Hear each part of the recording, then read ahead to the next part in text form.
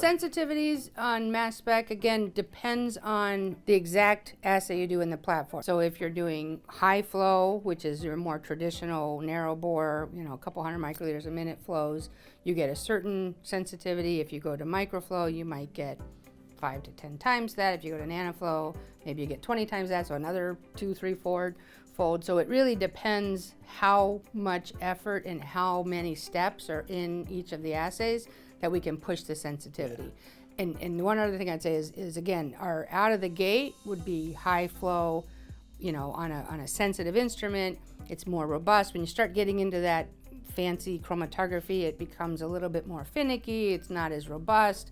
So we try not to do that unless we have to.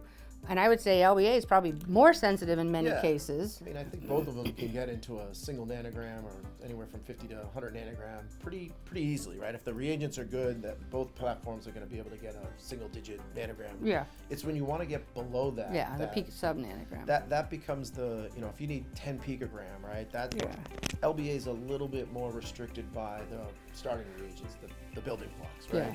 Where you do have a little bit more, creativity, maneuverability. We have flexibility to pick different peptides, but we're at the mercy of the ionization and the chromatography properties of those peptides. Yeah. So sometimes we'll run just a neat protein digest and look at what's the best sensitivity we can get. It's not going to get better most of the time when we stick it in matrix and make it more complicated. Every once in a while, actually, matrix does help, but and we have, you can use an ELISA system, you can use a mesoscale discovery system. Obviously, the MSD is going to give you a little better. There are some other platforms out there that give better sensitivity. But for us, we can kind of flip it too, right? There's some things you can do where if you can reconfigure the method, meaning if you've got a capture antibody and a detector antibody, you can swap them. You can swap out, we talked about the antigen itself using some sort of protein.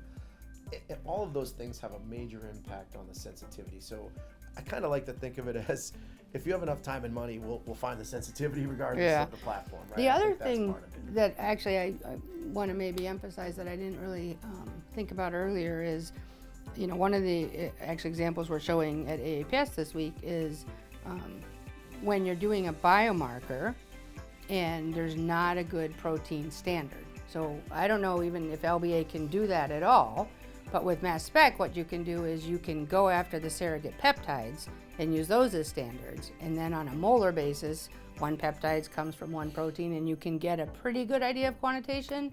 And again, those are places where you don't have a standard, you're limited. You have harder paths forward. Well, it's hard, not quite.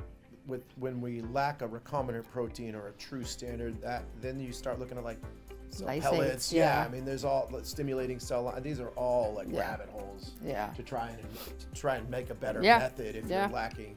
And that's specific to biomarkers. Biomarkers in general are, they're a different entity, a different beast than say PK methods. I think one of the still somewhat of a confusion in the field is people try to tackle a biomarker the same way as a PK. Yeah. But that's a whole nother topic.